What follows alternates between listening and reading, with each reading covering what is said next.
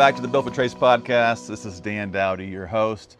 And today I'm going to teach you 3 steps to cultivate success in the team members that you lead. Built for the Trades, we're all about growing leaders. And you got to realize leadership is not a position, it's who you are. So if you're here, whether you own a business, manage a business, run a business, you just run a family, and you want to grow as a leader, you came to the right place. Because Built for the Trades is all about leadership development.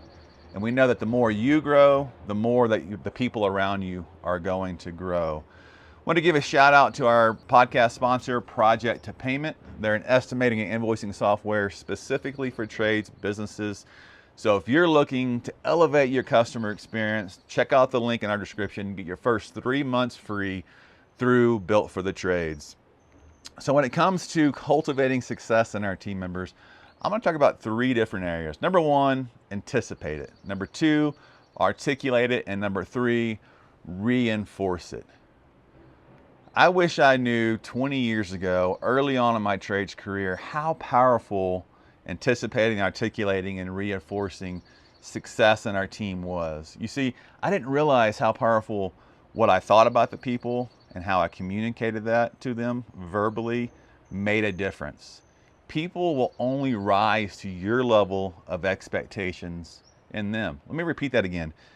The team members you lead will only rise to your level of expectations of them. So, if you think that this person's only going to produce this much for you, guess what? Your attitude reflects that, and your words reflect that. You can't deny it. We got to first believe that the people we lead can achieve more. Early on in my career, I was leading a technician named Bob. Bob was consistently $25,000 to $30,000 a month producer for my small residential service plumbing company. And I remember I thought, okay, this is who Bob is always going to be. And so I would communicate that to Bob and say, you know what? It's good enough. And you know, you're probably never going to achieve the $40,000, $50,000 a month that I want you to achieve, but what you are achieving is good enough. I verbalized that to Bob. Don't know why I did, but I did. I literally put the lid on his growth, and he was never going to achieve that if I didn't believe in him. I wish I would have been able to know that Bob could achieve more. I could have communicated like this: hey, Bob, though, you know, now you are producing $25,000 to $30,000 per month for the organization, I believe in you, and I know that through our consistent coaching, I can get you to the next level. I can get you producing $40,000 to $50,000 a month for this organization. I literally, instead of closing that box on his growth, I opened it up and I believed in him and I communicated it. So the first thing we got to do is anticipate it. Our underlying attitude is perceptible, and if we authentically anticipate the success of our team members, it's going to resonate with them. We got to have that positive outlook and set ambitious expectations for the success of each individual team member that we lead.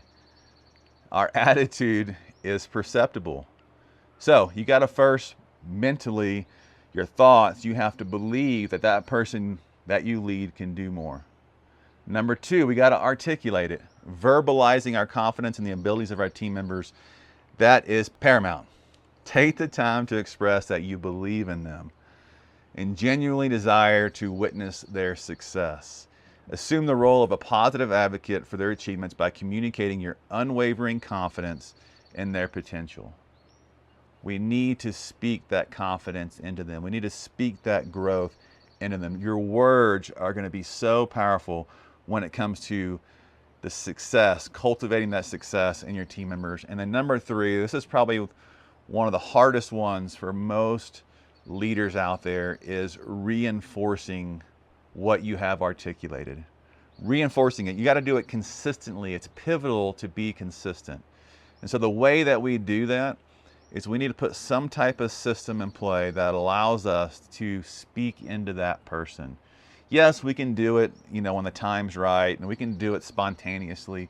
But you know what? Life gets in the way, and sometimes we forget that we need to be speaking encouragement to the people that we lead. So the best way to do that is to set a monthly one-to-one where you sit down with your team members, put it on your calendar, repeat it every month, and go into it with the expectations that you're going to encourage them, you're going to elevate them, you're going to coach them up to the level of expectation that you want to see in them.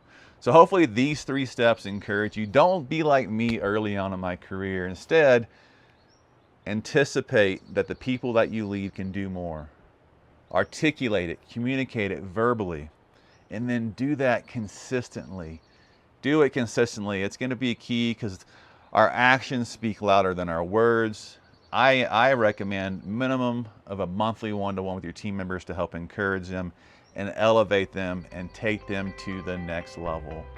Once again, this is Dan Dowdy, founder of Built for the Trades. Please like, share, subscribe. If you know somebody else out there that could benefit from hearing this podcast, please share that with them, and I'll see you next time.